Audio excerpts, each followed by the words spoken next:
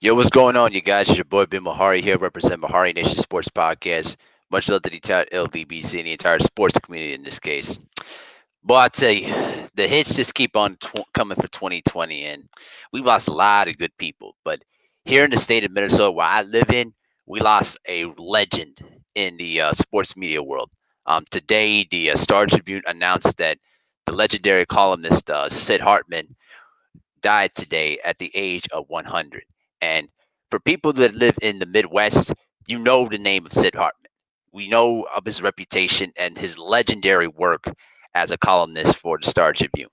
But a lot of people didn't know what they don't know about him is that he was actually one of the big, de facto general managers for the Lakers at the time.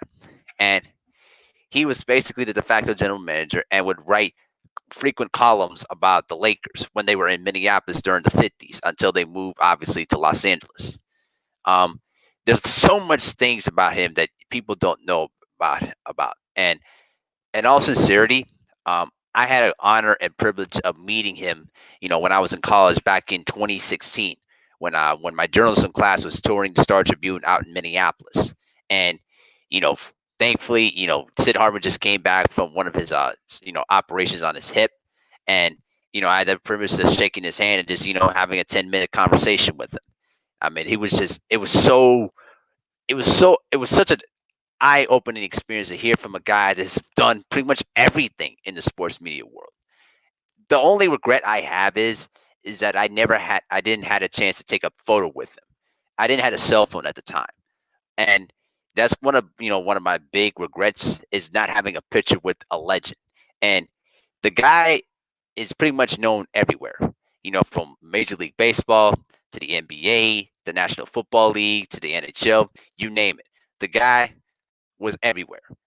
He was relentless in what he was able to do as a reporter, working, with small time beats in the local Minneapolis area, and then basically getting his big break when the Star Tribune wanted him to come over and try to help him and try to basically help cover, the major sports in the area.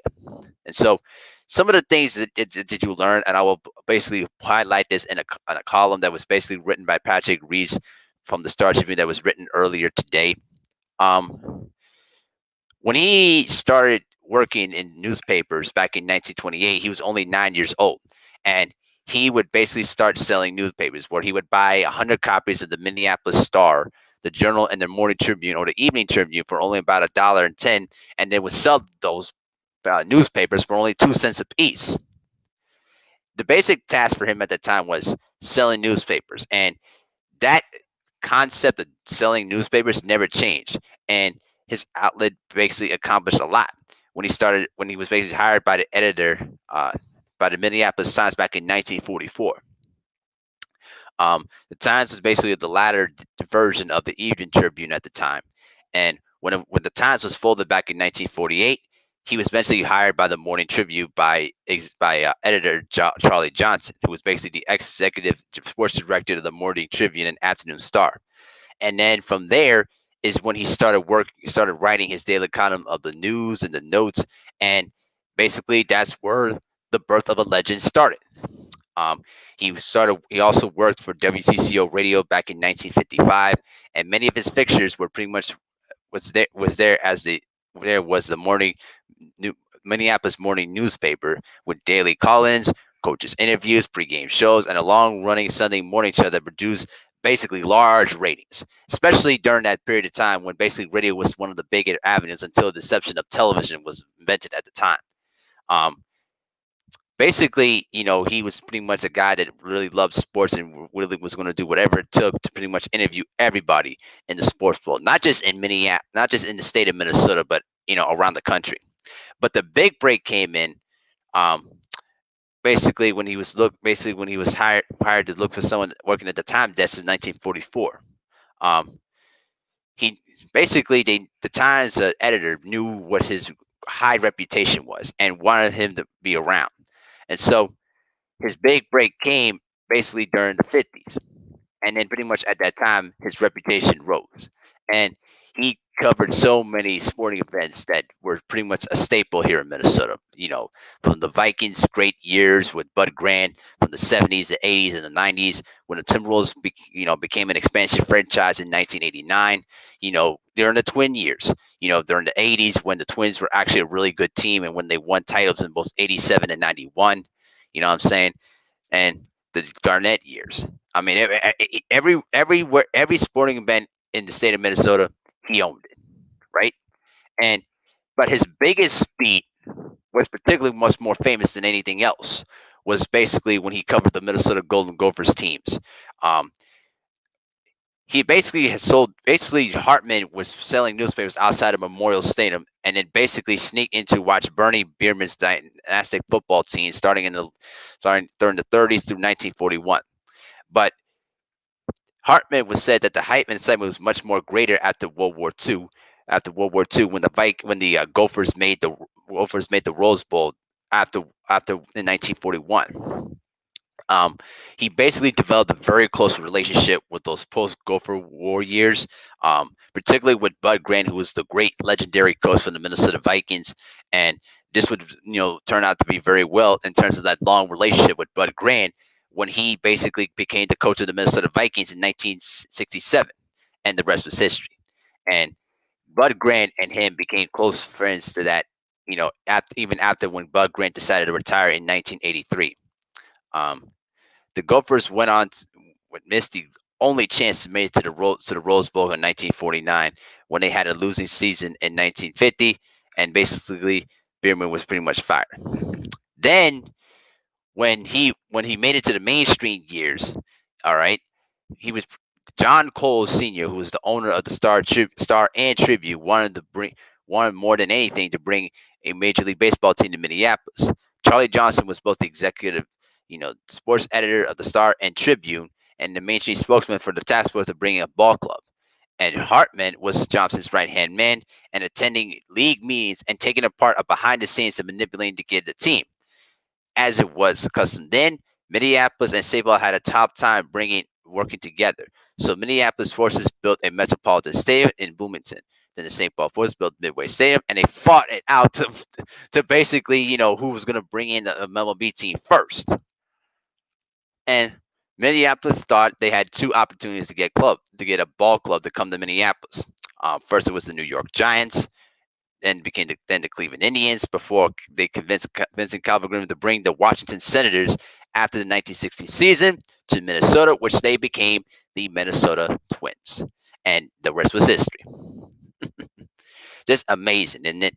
The Twins and expansion Vikings entities of the NFL were arriving in the Twin Cities only a year after the Minneapolis Lakers had basically departed to Los Angeles. And Hartman's involvement with the Lakers had gone viral and was pretty much behind the scenes. During his NBA years, he was pretty much the de facto general manager, as I said.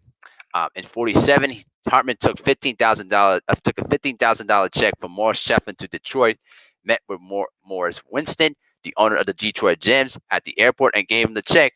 And the National Basketball League franchise relocated to Minneapolis, where they formed the Minneapolis Lakers.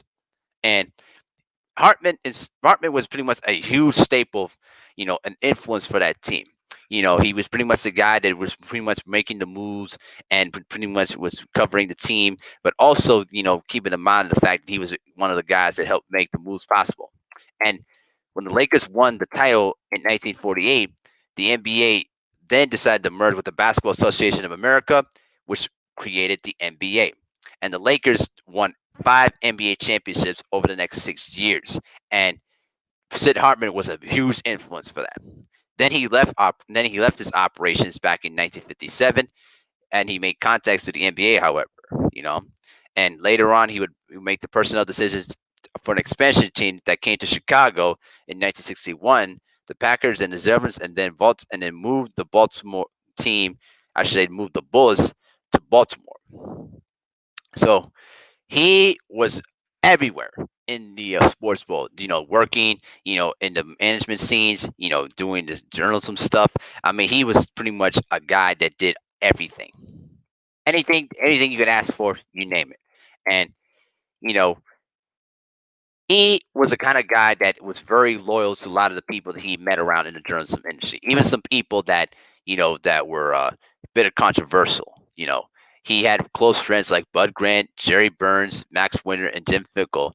He was very tight with Paul Gill, the athletic director of the University of Minnesota, and any influential coach like John Mariucci, Herb Brooks, Don Lucia, Bill Musselman, Jim Jutcher, Clem Haskins, W. Smith, you name it. All right, and during the Twin years, later on in the years, Twin City reporters encountered Sam Miller of the manager of the Twins in 1965, the World Series team, in basically in training camp, and basically the question was, how was Sid doing? And for a lot of the Yankee fans too, Hartman was actually had a really good close relationship with Billy Martin during his years when he was the manager of the Twins in 1969, and he was basically notorious for his bold and often angry defenses of very controversial people like George Steinbrenner, as you see in the picture there, Bob Knight, Lou Holtz, and even Norm Greer, who was the owner who took the North Stars team that was from Minneapolis to Dallas.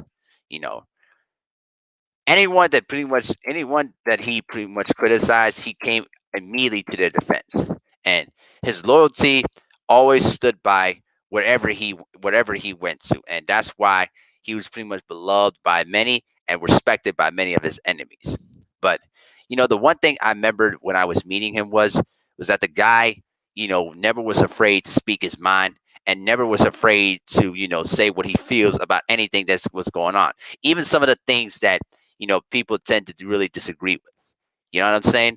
That's what I really admired from him the most. And so, you know, the one thing that I would definitely miss, especially those columns, basically in the sports section, where he will just go in on just many different people, but he always was the kind of guy that if you treat him with respect, he'll give you the same respect. When it came down to giving the people exactly what the news story is, in the sports world, but he was never afraid to pretty much call out people on their BS a lot of times. And what I learned from meeting with him is that cultivating relationships in the sport in the media industry is the key to pretty much sustaining a long career. And I've seen a lot of good reporters that pretty much had lost their touch because they did not cultivate those kind of relationships, and in fact, they basically created too many enemies to the point where you can't even get much of your stories anymore because you've already ticked off a lot of your sources. And so that's the one thing that I learned from more than anything else during my time when I met with him. You know what I'm saying? But at the end of the day, he's definitely going to be missed. And we've already lost a lot of different people, in the sports world. And this is a huge loss for a lot of people in the sports media world. You know what I'm saying? And, I know a lot of people in Minneapolis that were not huge fans of him, but they respected the fact that he was a guy that, was willing to, use his platform. And listen, if you want to talk about a guy that pretty much did everything, all you had to do is just read the column that was made out of Sergeant Bume. That I'm actually going to post a link to that column in the description box for you guys to read.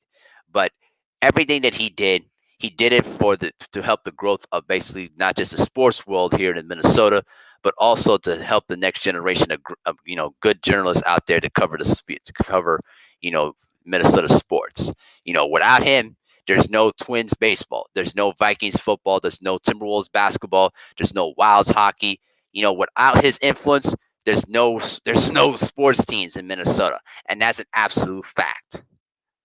So, rest in peace to Sid Hartman. Much condolences to him and his family and to all the colleagues that would pretty much work with him for a lot of years.